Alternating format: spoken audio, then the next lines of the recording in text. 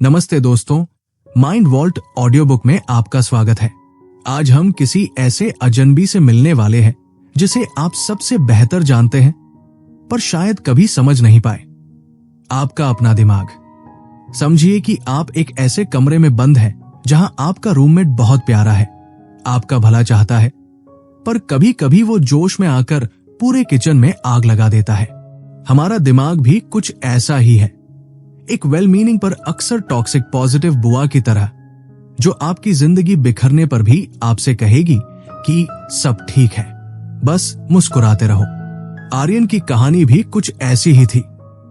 27 साल का आर्यन, जो मुंबई के एक छोटे से अपार्टमेंट में रहता था, अपनी जिंदगी को ऑप्टिमाइज करने के चक्कर में इतना थक चुका था कि उसे खुद की पहचान ही धुंधली लगने लगी थी।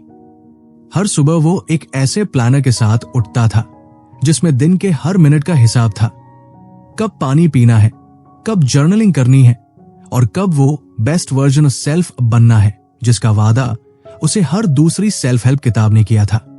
पर दिक्कत ये थी कि जितना ज्यादा वो खुद को बेहतर बनाने की कोशिश करता, उतना ही उसे लगने लगता कि वो काफी नहीं है। एक सुबह जब आर्यन अपने बाथरूम के शीशे के सामने खड़ा था, उसे अपनी ही आंखों में एक अजनबीपन महसूस हुआ। उसे याद था कि उसका नाम आर्यन है, उसे अपनी जॉब याद थी, पर वो एहसास गायब था कि मैं हूं। समझिए कि जैसे आपका दिमाग आपको अपनी ही जिंदगी की कहानी का एक किरदार तो बना दे, पर उसका एहसास देना भूल जाए। आर्यन को लगा शायद वो पागल हो रहा है, पर असल में उसका दिमाग बस अपनी कवर्ट ऑपरेशंस में लगा हुआ था। तभी उसकी मुलाकात मीरा जी से हुई, जो उसकी पड़ोसन थी और हमेशा अपने पास एक डायरी और एक छोटा सा चश्मा रखती थी। मीरा जी को देखकर लगता था जैसे उनके पास दुनिया का सारा वक्त है, जबकि आर्यन हमेशा किसी न किसी डेडलाइन के पीछे भाग रहा होता था। उस दिन पार्क की एक बेंच पर आर्यन ने हिम्मत करके पूछ ही लिया, मीरा जी, क्या आपको कभी लगता है कि आपका दिमाग ही आपका सबसे बड़ा दुश्मन बन गया है? मीरा जी मुस्कुराई और बोली, दुश्मन नहीं आर्यन, उसे अपना एक बहुत ही जिद्दी एडिटर इन चीफ समझो। उन्होंने समझाया कि हमारे सर के अंदर एक मीडियल प्रीफ्रंटल कॉर्टेक्स MPFC नाम का हिस्सा होता है, जो हमारी जिंदगी की कहानी का मुख्य संपादक है। वो दिन भर आने वाली यादों, जज्बातों और एहसासों के ढेरों में से चुनता है कि आर्यन की कहानी में क्या छपेगा और क्या कूड़ेदान में जाएगा। आर्यन ने सोचा, अगर ये संपादक है तो फिर वो आवाज क्या है जो मुझे हर छोटी गलती पर डांटती रहती है? मीरा जी ने जैसे उसके मन की बात पथली। उन्होंने बताया कि इस संपादक के पास एक राइट हैंड मैन भी होता है, एंटीरियर सिंगुलेट कॉर्टेक्स ACC, जो एक तीखी नजर वाले फैक्ट चेकर की तरह काम करता है। इसका काम है आपकी कथनी और करनी के बीच के अंतर को पकड़ना। जैसे ही आप किसी को एक सेल्फ डेप्रिकेटिंग मैसेज भेजते हैं या अपनी मान्यताओं के खिलाफ कुछ करते हैं, ये ACC तुरंत लाल झंडा दिखा देता है। ये आपको कॉग्निटिव डिसोनेंस के उस एहसास से भर देता है जो किसी झटके की तरह महसूस होता है। आर्यन को याद आया कि कैसे वो कल रात एक ऐसे इंसान को मैसेज कर रहा था जिसे वो नफरत करता है, जबकि वो खुद को आत्मसम्मान वाला व्यक्ति कहता है। उस वक्त जो उसे बेचैनी हुई थी, वो असल में उसका ACC ही था, जो उसे याद दिला रहा था कि मियां, तुम्हारी कहानी और तुम्हारी हकीकत मैच नहीं कर रही। मीरा जी ने आगे कहा, पर असली जादू तो इन सुलाव में होता है, जो हमारा इंटरनल अफेयर्स एडिटर है। ये आपके शरीर के अंदर की हर हलचल पर नजर रखता है। क्या आपका दिल धड़क रहा है क्योंकि आप एक्साइटेड हैं या इसलिए क्योंकि आप स्ट्रेस में हैं? ये इंसुला ही है जो आपके जज्बातों को एक टोन देता है। और फिर एक गॉसिप कॉलमिस्ट भी है जिसे TPJ कहते हैं, जिसका काम है समाज के नियमों पर नजर रखना, जैसे कि आप किसी पार्टी में आखिरी समोसा उठा सकते हैं या नहीं। ये सारे हिस्से मिलकर आपको बनाते हैं, पर हम अक्सर ये भूल जाते हैं कि इनका अपना एक पर्सनैलिटी है। आर्यन को महसूस हुआ कि वो जिसे अपनी कमजोरी समझ रहा था, वो बस उसके दिमाग की एक ओवर प्रोटेक्टिव कोशिश थी उसे सुरक्षित रखने की। मीरा जी ने उसे सलाह दी कि उसे अपनी जिंदगी में साइंटिस्ट और लैब रैट दोनों बनना होगा। खुद के अनुभवों को रिकॉर्ड करना होगा, देखना होगा कि क्या काम करता है और क्या नहीं। हमें यह समझना होगा कि हम अपनी पूरी जिंदगी को ऑप्टिमाइज करके परपेचुअल ब्लिस या शाश्वत सुख तक नहीं पहुंच सकते, क्योंकि ऐसा कुछ होता ही नहीं है। हमें बस ये सीखना है कि हम अपने दिमाग का ख्याल कैसे रखें ताकि बदले में वो हमारा ख्याल रख सके। पार्क की उस धुंधली दोपहर में आर्यन को पहली बार अपनी पहचान एक बोझ नहीं बल्कि एक वर्क इन प्रोग्रेस लगने लगी। उसे समझ आया कि वो जो हु एम आई का सवाल खुद से पूछता रहता है, वो असल में who am I to other people का डर है। हमारी पहचान का एक बड़ा हिस्सा समाज की उस हॉल ऑफ मिरर्स में गढ़ा जाता है जहां हम दूसरों के व्यवहार को आईने की तरह देखते हैं। जैसे पुराने जमाने के शिकारी अपनी बहादुरी दिखाने के लिए दांतों का हार पहनते थे, आज हम महंगे गैजेट्स या वेलनेस ट्रेंड्स के हार पहनकर अपनी पहचान साबित करने की कोशिश करते हैं। पर असली पहचान तो उन अनुभवों से बनती है जो हमने जिए हैं, न कि उन चीजों से जो हमने खरीदी है। मीरा जी ने आर्यन के कंधे पर हाथ रखा और कहा, आर्यन, तुम जो कुछ भी अपने दिमाग को फीड करते हो वो उसे नोट कर लेता है। अगर तुम घंटों सोशल मीडिया पर रेज बेटिंग कंटेंट देखोगे तो तुम्हारा दिमाग उन्हीं जज्बातों का कच्चा माल इकट्ठा कर लेगा। आर्यन ने एक गहरी सांस ली। उसे लगा जैसे उसके सर के अंदर चल रहे उस शोर में थोड़ी शांति आई है। उसने महसूस किया कि उसका आत्मसम्मान, सेल्फ एस्टीम एक सोशोमीटर की तरह जो हर वक्त लोगों के फीडबैक को स्कैन करता रहता है। ये किसी नन्हे पालतू जानवर की तरह है जिसे हर वक्त दुलार चाहिए और जरा सी आलोचना पर वो अपनी नाक सिकोड़ लेता है। पर क्या कोई ऐसी चीज है जो इस उतार चढ़ाव भरी लहर में भी स्थिर रह सके? मीरा जी ने एक नया शब्द पेश किया, सेल्फ कंपैशन, यानी खुद के प्रति करुणा। ये आत्मसम्मान का वो डिपेंडेबल चचेरा भाई है जो तब भी साथ खड़ा रहता है जब आप कीचड़ में मुंह के बल गिरे हों। आर्यन को लगा जैसे उसे जिंदगी जीने का एक नया मैप मिल गया है, एक ऐसा मैप जिसमें एक्स तो है पर रास्ता उसे खुद अपनी गलतियों और अनुभवों से तलाशना है। उस रात आर्यन की नींद जैसे किसी पुराने उलझे हुए धागे में फंस गई थी। घड़ी की सुई 2 बजा रही थी, पर उसके दिमाग के अंदर एक अलग ही शो चल रहा था। क्या आपको कभी ऐसा लगा है कि आपका दिमाग एक ऐसा सिनेमा घर है जहां आप मर्जी के बिना बिठा दिए गए हैं और स्क्रीन पर सिर्फ आपकी वो गलतियां चल रही हैं जो आपने सालों पहले की थी? आर्यन के साथ भी यही हो रहा था। उसे वो दिन याद आ रहा था जब उसने एक इंटरव्यू में अपनी ही कंपनी का नाम गलत बोल दिया था। अब 27 साल की उम्र में उस पुरानी बात का कोई मतलब नहीं था, पर उसका दिमाग उसे ऐसे दिखा रहा था जैसे वो कल की ही बात हो। असल में हमारा दिमाग किसी मशीन की तरह नहीं है जिसे हम जब चाहें स्विच ऑफ कर दें। ये तो एक जीता जागता किरदार है, एक ऐसा रूममेट जो बहुत ख्याल रखने वाला है पर कभी कभी जोश में आकर किचन में आग लगा देता है। अगले दिन जब आर्यन मीरा जी के घर पहुंचा तो वो अपनी बालकनी में पौधों को पानी दे रही थी। आर्यन की उतरी हुई सूरत देखकर वो समझ गई कि रात भारी गुजरी है। उन्होंने उसे अंदर बुलाया और चाय देते हुए कहा, आर्यन, तुम्हें पता है जब हम कुछ नहीं कर रहे होते तब भी हमारा दिमाग सबसे ज्यादा काम कर रहा होता है। उन्होंने समझाया कि इसे विज्ञान की भाषा में डिफॉल्ट मोड नेटवर्क DMN कहते हैं। ये हमारे दिमाग का वो हिस्सा है जो तब एक्टिव हो जाता है जब हम खाली बैठे होते हैं। ये हिस्सा यादों को कुरेदता है, भविष्य की चिंता करता है और अक्सर हमें उन्हीं रास्तों पर ले जाता है जहां सिर्फ पछतावा और डर होता है। ये हमारे दिमाग का वो बैकग्राउंड ऐप है जो बैटरी तो बहुत खाता है पर काम शायद ही कुछ काम का करता हो। मीरा जी ने हंसते हुए कहा, इसे अपनी एक ऐसी बुआ समझो जो बहुत टॉक्सिक पॉजिटिव है। वो चाहती तो तुम्हारा भला है, पर जब तुम्हारी जिंदगी बिखर रही होती है तब भी वो मुस्कुराकर कहेंगी कि सब ठीक है, बस थोड़ा और ऑप्टिमाइज करो।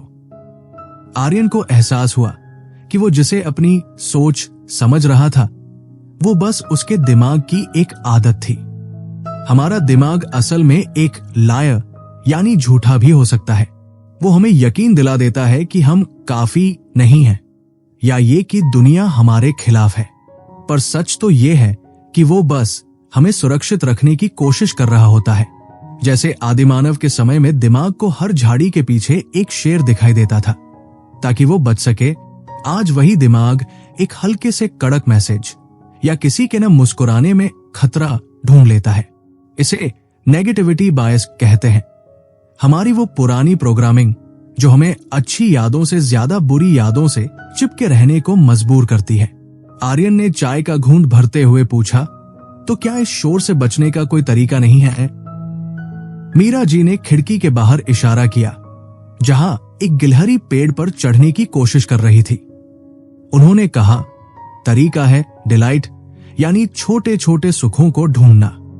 देखो आर्यन, हम हमेशा हैप्पीनेस यानी खुशी के पीछे भागते हैं, जैसे वो कोई खजाना हो जो हमें पहाड़ की चोटी पर मिलेगा। पर असल में खुशी तो उन छोटे पलों में छिपी होती है जिन्हें हम नजरअंदाज कर देते हैं। उन्होंने उसे समझाया कि जब हम किसी चीज को सेवा करते हैं, जैसे इस चाय की खुशबू या उस गिलहरी की शरारत, तो हमारा दिमाग उस डिफॉल्ट मोड से बाहर निकलकर प्रेजेंट में आ जाता है। इसे माइक्रोडोसिंग डिलाइट कहते हैं। ये वैसी ही है जैसे दिन भर की थकान के बाद ठंडे पानी की फुहार। उन्हें याद आया कि कैसे एक बार वो खुद बहुत मुश्किल वक्त से गुजर रही थी और उन्हें लगा था कि सब खत्म हो गया है। उस वक्त उन्हें किसी बड़ी मोटिवेशनल किताब ने नहीं, बल्कि एक बिल्ली के बच्चे की मासूमियत ने संभाला था। उन्होंने आर्यन को बताया कि हमारा दिमाग वांटिंग और लाइकिंग के बीच अक्सर उलझ जाता है। हमें लगता है कि हमें वो नई गाड़ी या महंगा फोन चाहिए, वांटिंग, और उसे पाकर हमें बहुत अच्छा लगेगा। पर अक्सर पाने के बाद वो एहसास, लाइकिंग, गायब हो जाता है। ये डोपामाइन का खेल है। डोपामाइन हमें चीजों के पीछे भागने के लिए उकसाता तो है, पर वो सुख देने का वादा पूरा नहीं करता। असली डिलाइट वो है जिसमें कोई लालच न हो, बस उस पल का एहसास हो। आर्यन को याद आया कि कैसे वो घंटों सोशल मीडिया पर डूम स्क्रॉलिंग करता रहता है, ये सोचकर कि शायद कोई जानकारी उसे बेहतर महसूस कराएगी।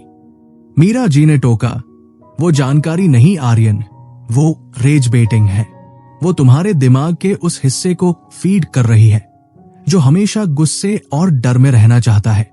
तुम्हें अपने इस बेस्ट फ्रेंड का डाइट कंट्रोल करना होगा। तुम उसे जो दिखाओगे वो वैसा ही बन जाएगा। उन्होंने आर्यन को एक छोटा सा चैलेंज दिया।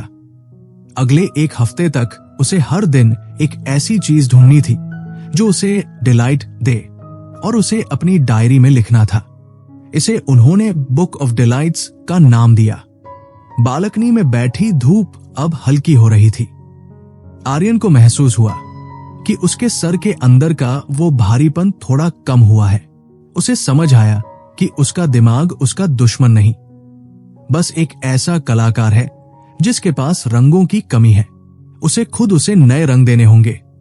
मीरा जी ने बात खत्म करते हुए कहा, आर्यन, नो दाई सेल्फ का मतलब सिर्फ अपनी कमियां जानना नहीं है, बल्कि ये जानना भी है कि तुम एक वर्क इन प्रोग्रेस हो।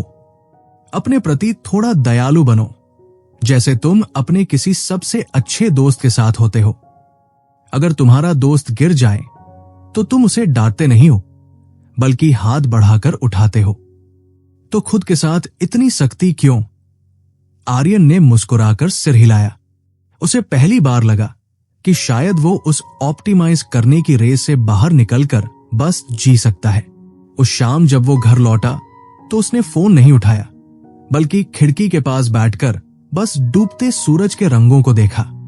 उसे लगा शायद यही वो पहली डिलाइट थी जिसकी उसे जरूरत थी। उस शाम बारिश बहुत तेज थी, वैसी ही जैसी पुरानी यादों में अक्सर होती है।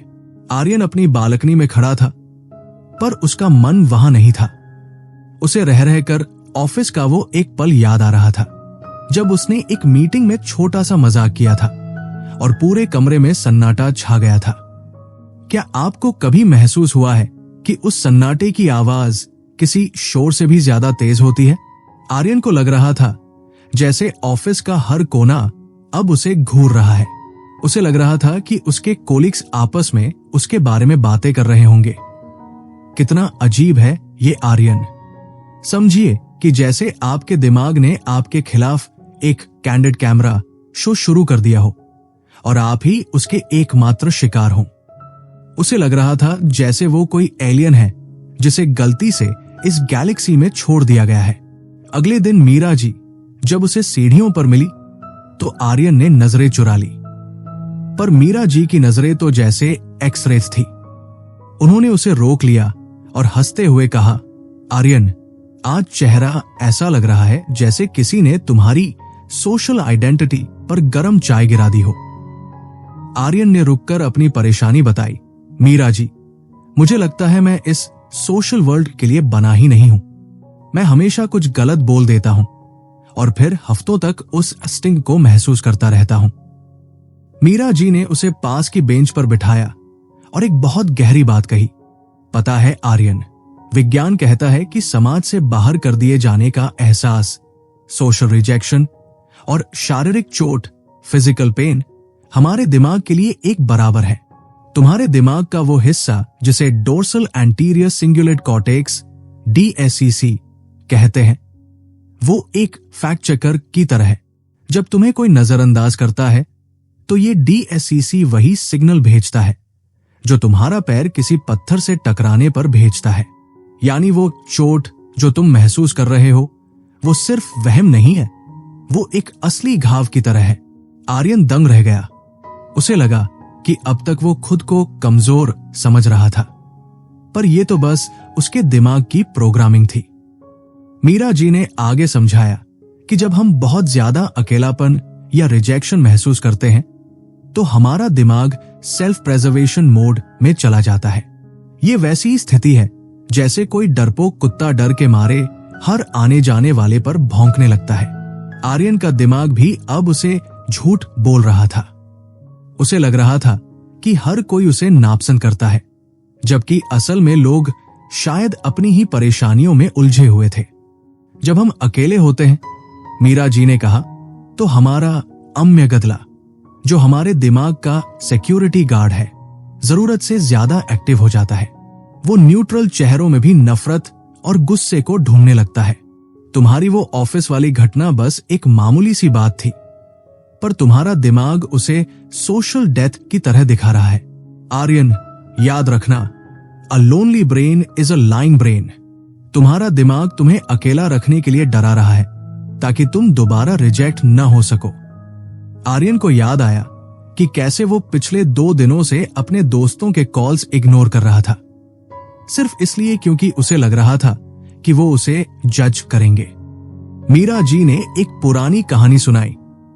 उन्होंने बताया कि कैसे उनकी एक सहेली जो बहुत बड़े दुख से गुजर रही थी, एक बार बाजार में एक दुकानदार पर इसलिए चिल्ला पड़ी क्योंकि उसके पास उसकी पसंद की लाइम फ्लेवर वाली आइस कैंडी नहीं थी। देखने वाले को लगा होगा कि वो औरत बदतमीज है, पर असल में वो बस अपने दुख में अनरैवल हो रही थी। मीरा जी ने आर्यन की आंखों में देखकर कहा, आर्यन, जब हम दूसरों को देखते हैं तो हम अक्सर फंडामेंटल एट्रीब्यूशन एरर के शिकार हो जाते हैं। हम मानते हैं कि अगर किसी ने बुरा व्यवहार किया तो वो इंसान ही बुरा है, पर हम ये भूल जाते हैं कि शायद वो इंसान उस वक्त अपनी जिंदगी के सबसे मुश्किल दौर से गुजर रहा हो। जिस दिन तुम दूसरों की बदतमीजी के पीछे छिपे उनके दर्द को देख लोगे, उस दिन तुम्हारा डर खत्म हो जाएगा। इसे कॉग्निटिव अप्रेजल कहते हैं, परिस्थितियों को एक नए नजरिए से देखना। उन्होंने आर्यन को सलाह दी कि उसे अपनी एम्पैथी यानी सहानुभूति को एक जिम मेंबरशिप की तरह इस्तेमाल करना होगा। जैसे हम मसल्स बनाने के लिए जिम जाते हैं, वैसे ही हमें अपने दिमाग को प्रोसोशल यानी दूसरों के प्रति दयालु होने के लिए ट्रेन करना पड़ता है। आर्यन ने पूछा, पर शुरुआत कैसे करूं? मीरा जी मुस्कुराई और बोली, नीश डाउन। आर्यन, पूरी दुनिया को अपना दोस्त बनाने की जरूरत नहीं है, बस एक छोटा सा कदम उठाओ। किसी अजनबी को मुस्कुराहट दो या अपने उस पुराने दोस्त को मैसेज करो जिसे तुम इग्नोर कर रहे थे। ये छोटे छोटे प्रोसोशल एक्ट्स तुम्हारे दिमाग में ऑक्सीटोसिन और डोपामाइन का वो कॉकटेल रिलीज करेंगे जो तुम्हें वापस इंसानों की दुनिया से जोड़ देगा। मीरा जी ने चलते चलते एक आखिरी बात कही, आर्यन, हम सब अपनी अपनी कहानियों के प्रोटैगनिस्ट हैं, पर दूसरों की कहानियों में हम शायद सिर्फ बैकग्राउंड का हिस्सा होते हैं। लोग तुम्हारे बारे में उतना नहीं सोच रहे जितना तुम सोच रहे हो। इसलिए फूलिश दिखने से डरो मत।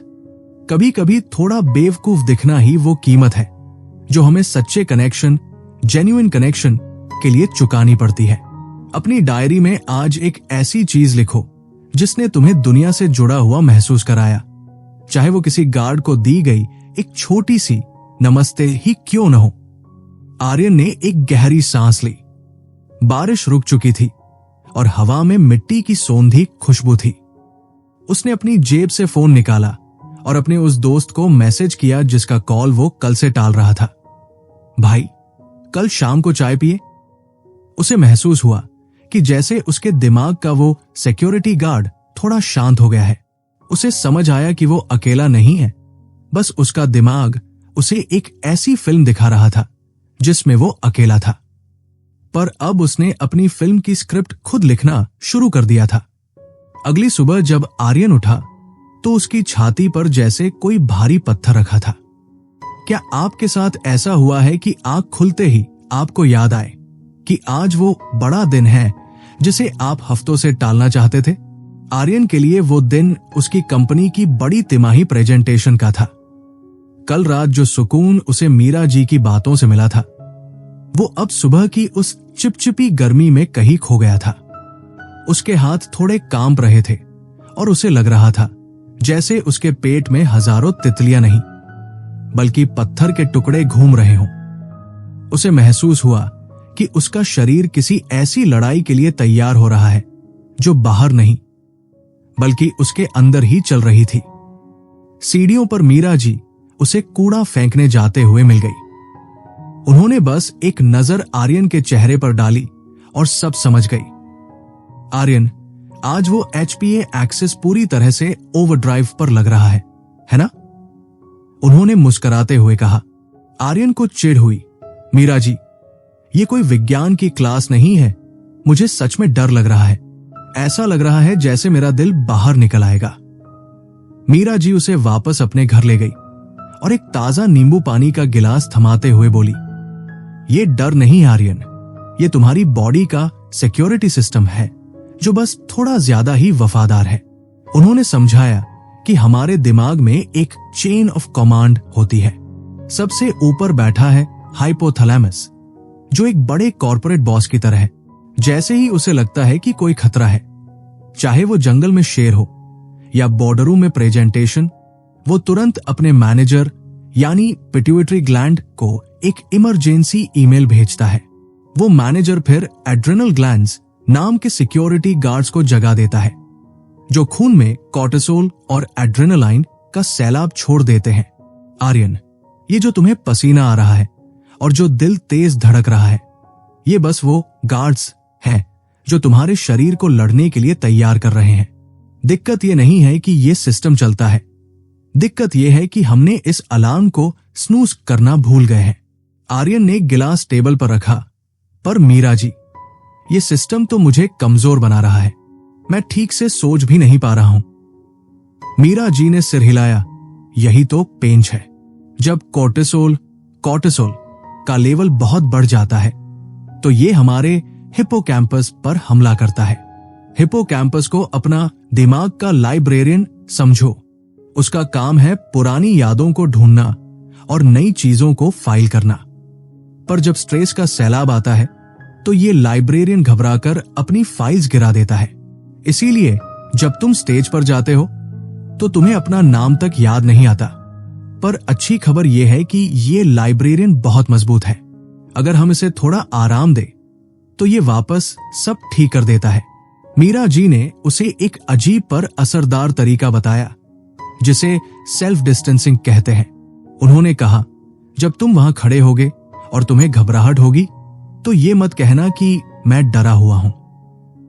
खुद से ऐसे बात करना जैसे तुम अपने किसी दोस्त से बात कर रहे हो। कहना, आर्यन, तुम्हारा दिल तेज धड़क रहा है क्योंकि तुम इस काम की परवाह करते हो। तुम तैयार हो। जब हम खुद को मैं के बजाय अपने नाम से पुकारते हैं तो हमारा दिमाग उस अनुभव से थोड़ा पीछे हट जाता है। ये वैसी ही बात है जैसे किसी जलती हुई बिल्डिंग के अंदर होने के बजाय उसे दूर से सुरक्षित दूरी से देखना।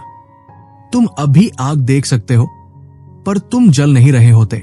आर्यन को यह बात थोड़ी अजीब लगी, पर उसने सोचा कि कोशिश करने में क्या हर्ज है। जब वो ऑफिस पहुंचा और उसका नाम पुकारा गया तो उसे महसूस हुआ कि उसके पैर पत्थर के हो गए हैं। उसने आंखें बंद की और मन में बुदबुदाया, आर्यन, ये बस कोर्टिसोल है। ये तुम्हारा दुश्मन नहीं, तुम्हारी एनर्जी है। तुम बस इसे सही दिशा दो। जैसे ही उसने बोलना शुरू किया, उसे लगा कि वो लाइब्रेरियन जो अब तक फाइल्स फेंक रहा था, धीरे धीरे शांत होकर अपनी कुर्सी पर बैठ गया है। उसकी आवाज में एक ऐसी स्थिरता आ गई जो उसने पहले कभी महसूस नहीं की थी। उसे एहसास हुआ कि हम अक्सर स्ट्रेस को एक बीमारी की तरह देखते हैं, जबकि वो बस एक इंफॉर्मेशन है। हमारा शरीर हमें बता रहा होता है कि ये पल जरूरी है। मीरा जी ने उसे इन्वर्टेड यू के बारे में बताया था कि थोड़ा सा तनाव हमारे प्रदर्शन, परफॉर्मेंस के लिए अच्छा होता है। अगर तनाव बिल्कुल न हो तो हम आलसी हो जाते हैं, और अगर बहुत ज्यादा हो तो हम टूट जाते हैं। असली हुनर उस बीच के रास्ते को ढूंढने में है। प्रेजेंटेशन खत्म हुई और ताज्जुब की बात यह थी कि किसी ने उसके पसीने पर ध्यान नहीं दिया। लोगों को सिर्फ उसकी बातें और उसका आत्मविश्वास दिखा।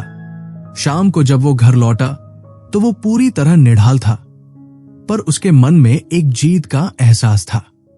उसने डायरी निकाली और लिखा कि कैसे उसके बेस्ट फ्रेंड यानी उसके दिमाग ने आज उसे धोखा नहीं दिया, बल्कि उसे सचेत रखा।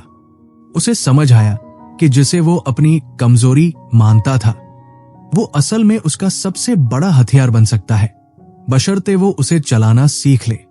उसने महसूस किया कि उसका दिमाग मिट्टी की तरह है। इसे न्यूरोप्लास्टिसिटी कहते हैं। हम जैसे अनुभव इसे देते हैं, ये वैसा ही आकार लेने लगता है। अगर हम रोज डर की प्रैक्टिस करेंगे तो दिमाग डरने में एक्सपर्ट हो जाएगा, पर अगर हम चुनौतियों को एक्साइटमेंट की तरह देखना शुरू कर दें तो वही दिमाग हमें सुपर हीरो बना सकता है। उस रात आर्यन को एक गहरी नींद आई। उसे अब उस बड़ी प्रेजेंटेशन का खौफ नहीं था। उसे बस इंतजार था कि कल वो अपने दिमाग के उस लाइब्रेरियन को कौन सी नई किताब पढ़ने के लिए देगा।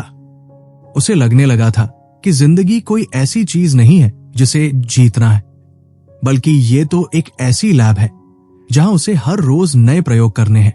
मीरा जी की वो बातें अब उसके लिए सिर्फ थ्योरी नहीं थी, वो उसकी मांसपेशियों में उतर चुकी थी।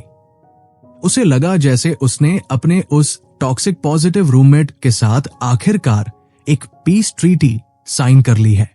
अब वो दोनों एक ही टीम में थे। अगले कुछ दिन आर्यन के लिए थोड़े अजीब थे। क्या आपने कभी महसूस किया है कि जब आप किसी चीज को सुधारने की कोशिश करते हैं तो वो चीज पहले से ज्यादा खराब लगने लगती है? जैसे जब आप घर की सफाई शुरू करते हैं तो कचरा हटने से पहले चारों तरफ धूल उड़ने लगती है। आर्यन के साथ भी यही हो रहा था। उसे अब अपने दिमाग की हर चालबाजी समझ आने लगी थी, पर उसे रोकना अब भी मुश्किल था। वो अब भी कभी कभी बिना सोचे समझे घंटों फोन चलाने लगता, या फिर खुद को नाकामयाब महसूस करने के उसी पुराने गड्ढे में गिर जाता। उसे लगा कि शायद ये सारी समझदारी बस बातों तक ही सीमित है। उसे लग रहा था कि उसका दिमाग एक पुराने जिद्दी हाथी की तरह है, जिसे पता तो है कि किधर जाना है, पर वो मुड़ना ही नहीं चाहता। एक शाम जब वो सीढ़ियों पर बैठा था मीरा जी ऊपर से आ रही थी। उन्होंने आर्यन को देखकर अपना थैला नीचे रखा और वहीं बैठ गई। आर्यन, तुम उस पुराने रास्ते को क्यों ढूंढ रहे हो जिस पर अब घास उगाई है? उन्होंने मुस्कुराते हुए पूछा। आर्यन ने परेशान होकर कहा, मीरा जी, मुझे सब समझ आता है कि मेरा दिमाग मुझे बेवकूफ बना रहा है, पर फिर भी मैं वही पुरानी गलतियां करता हूं। क्या मैं कभी बदल पाऊंगा, या ये मेरा हार्डवेयर ही ऐसा है? मीरा जी ने एक गहरी सांस ली और कहा, आर्यन, हमारा दिमाग कोई पत्थर की लकीर नहीं है, ये तो बहती हुई नदी की तरह है। इसे वैज्ञानिक न्यूरोप्लास्टिसिटी कहते हैं। पर याद रखना, पुरानी आदतों के रास्ते किसी हाईवे की तरह मजबूत होते हैं और नए रास्ते अभी सिर्फ पतली पगडंडियां हैं। तुम चाहते हो कि एक दिन में तुम्हारी पगडंडी हाईवे बन जाए, पर ऐसा नहीं होता। उन्होंने समझाया कि हमारा दिमाग बहुत ही एनर्जी एफिशिएंट यानी कंजूस है। वो चाहता है कि कम से कम मेहनत में काम चल जाए, इसलिए वो हमेशा बेसल गैंग्लिया नाम के उस हिस्से पर भरोसा करता है जो आदतों का गोदाम है। जब तुम सुबह उठकर बिना सोचे फोन उठाते हो तो वो तुम्हारी विल पावर की कमी नहीं है, वो बस तुम्हारा दिमाग है जो अपनी ऊर्जा बचा रहा है। वो पुराने घिसे पिटे रास्ते पर चलना पसंद करता है क्योंकि वहां उसे सोचना नहीं पड़ता। आर्यन, अगर तुम्हें नया रास्ता बनाना है तो तुम्हें अपने दिमाग को जिम ले जाना होगा। और दिमाग का जिम भारी डंबल उठाना नहीं, बल्कि कॉग्निटिव फ्लेक्सिबिलिटी की प्रैक्टिस करना है, यानी एक ही स्थिति को अलग अलग नजरिए से देखना। मीरा जी ने एक दिलचस्प बात बताई। पता है आर्यन, हम अक्सर खुद को कोसते हैं क्योंकि हमें लगता है कि हमारे पास विल पावर नहीं है, पर असलियत यह है कि विल पावर एक बैटरी की तरह है जो दिन खत्म होते होते डिस्चार्ज हो जाती है। असली जादू एनवायरनमेंट डिजाइन में है। अगर तुम चाहते हो कि तुम फोन कम चलाओ तो उसे दूसरे कमरे में रख दो। अपने दिमाग को उस ऑप्शन से ही दूर कर दो। अपने इस बेस्ट फ्रेंड की मदद करो, उसे परीक्षा में मत डालो। उसे पता है कि तुम थक चुके हो तो वो तुम्हें सबसे आसान रास्ता दिखाएगा, जो अक्सर वही पुराना बेकार रास्ता होता है। आर्यन को याद आया कि कैसे वो रोज रात को सोचता है कि कल सुबह वो कसरत करेगा, पर सुबह होते ही उसका दिमाग उसे 10 बहाने दे देता है कि आज सो लेते हैं, कल पक्का करेंगे। ये तुम्हारा दिमाग तुम्हें प्रोटेक्ट कर रहा है आर्यन, मीरा जी ने हंसते हुए कहा। उसे लगता है कि कसरत करना एक थ्रेट यानी खतरा है क्योंकि उसमें मेहनत लगती है। तुम्हें अपने दिमाग को यह समझाना होगा कि ये खतरा नहीं बल्कि इन्वेस्टमेंट है, और ये समझाने का तरीका डांटना नहीं है। हम अक्सर खुद के साथ एक ऐसे टीचर की तरह बर्ताव करते हैं जो हाथ में डंडा लिए खड़ा है, पर क्या कोई बच्चा डर के मारे कुछ नया सीख सकता है? नहीं, वो बस छिपना सीखता है। तुम्हारा दिमाग भी वही कर रहा है। जब तुम खुद को लेजी या यूजलेस कहते हो तो तुम्हारा अम्यगदला एक्टिव हो जाता है और तुम और ज्यादा स्ट्रेस में चले जाते हो। फिर उस स्ट्रेस को कम करने के लिए तुम वापस वही पुरानी आदतें अपनाते हो।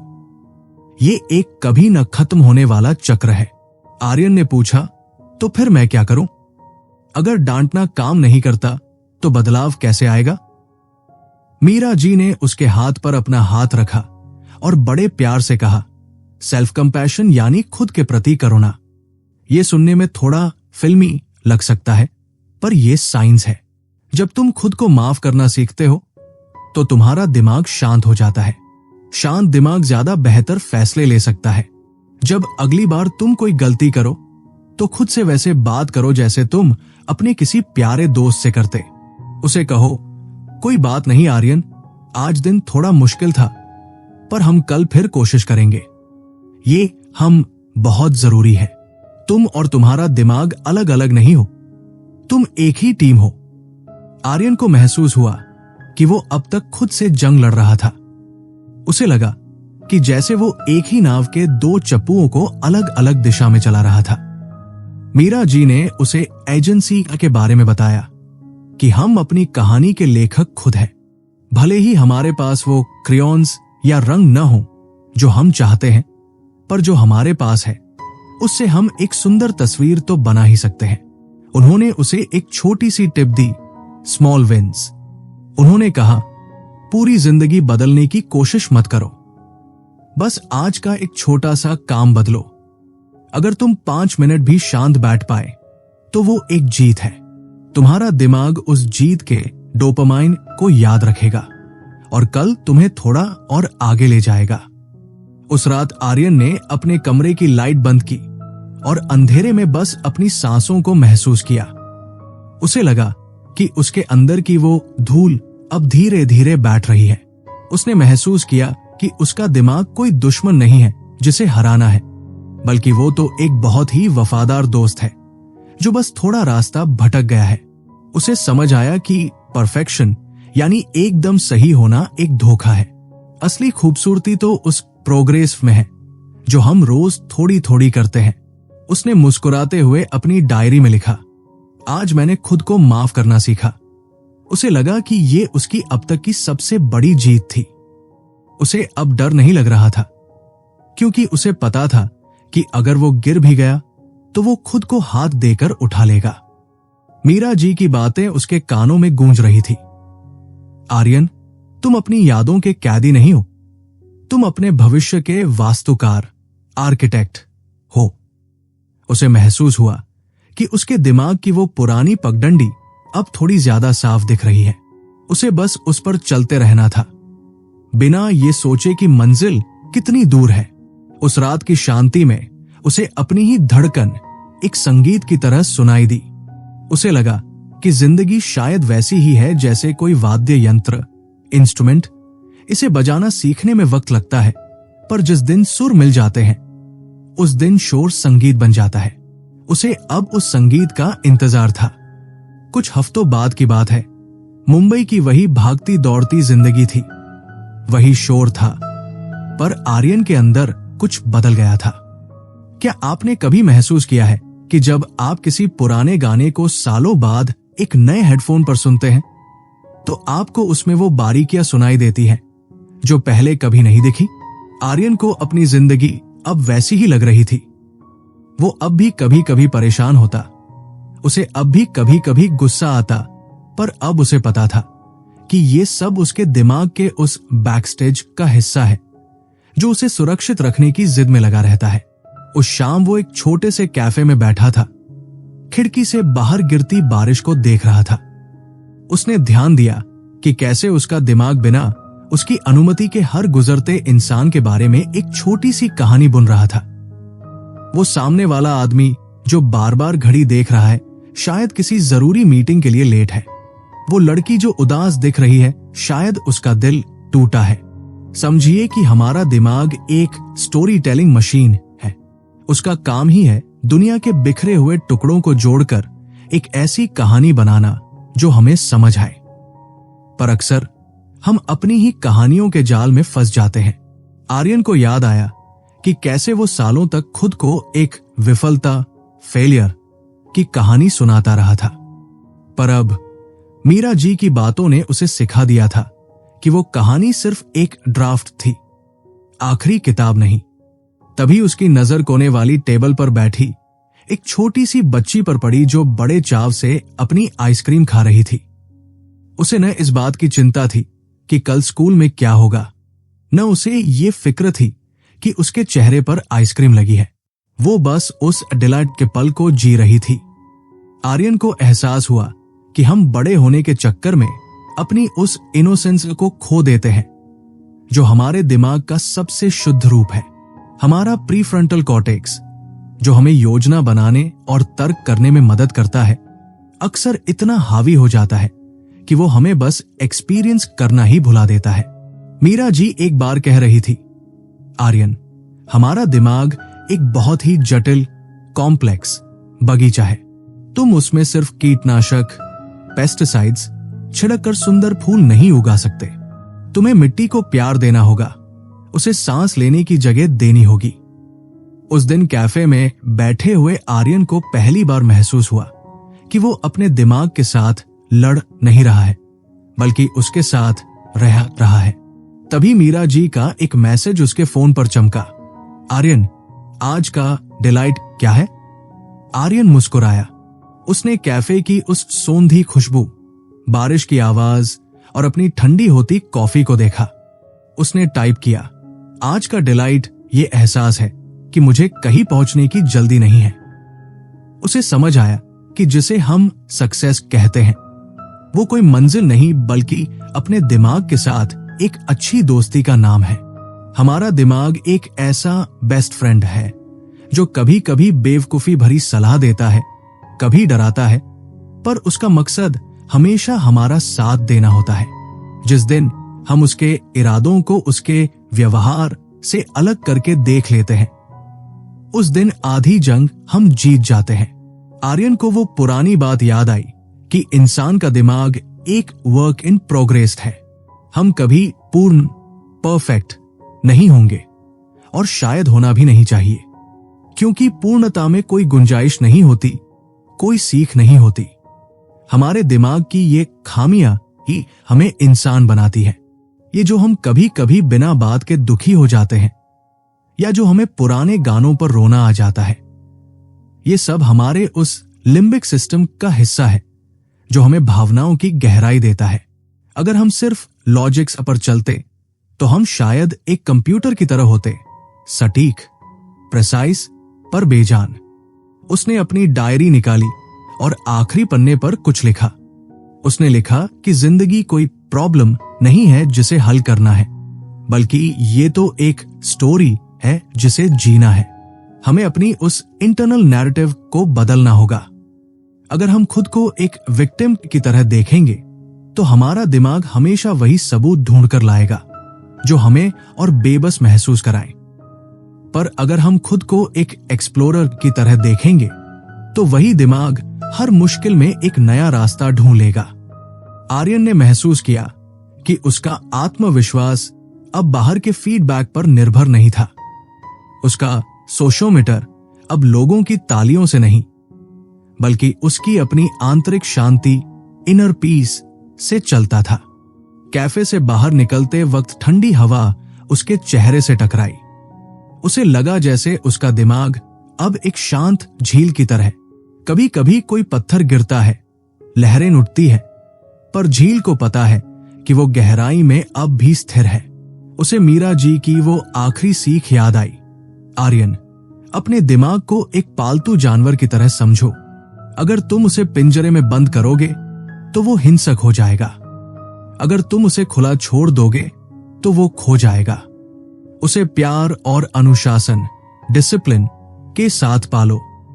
आर्यन अब जान गया था कि उसे अपने इस बेस्ट फ्रेंड को कैसे संभालना है। घर पहुंचकर उसने अपनी खिड़की खोली। बाहर अंधेरा था, पर शहर की लाइटें चमक रही थी।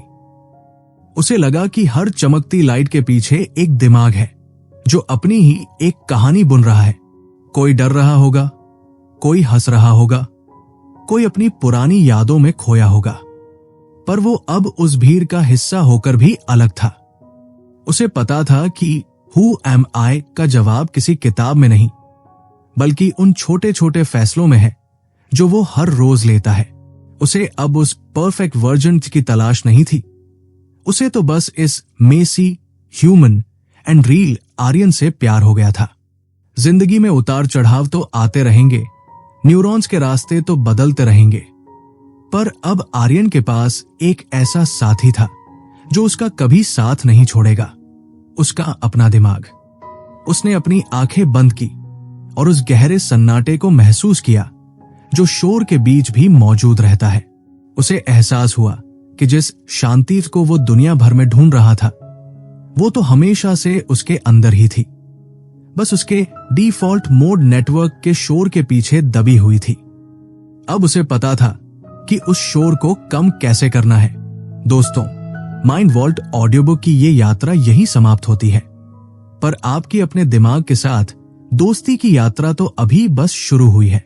याद रखिएगा, आपका दिमाग दुनिया का सबसे शक्तिशाली औजार है, बशर्ते आप उसे चलाना सीख लें। खुद के प्रति थोड़े दयालु बनिए, छोटे छोटे सुखों को बटोरिए और याद रखिए कि आप अपनी कहानी के लेखक खुद हैं। अपना और अपने उस अंदरूनी दोस्त का ख्याल रखिए। आज की इस कहानी को सुनने के लिए शुक्रिया। अगली बार फिर मिलेंगे एक नई सोच और एक नए सफर के साथ। तब तक के लिए बस मुस्कुराते रहिए और अपने दिमाग को अपना सबसे अच्छा दोस्त बनाए रखिए।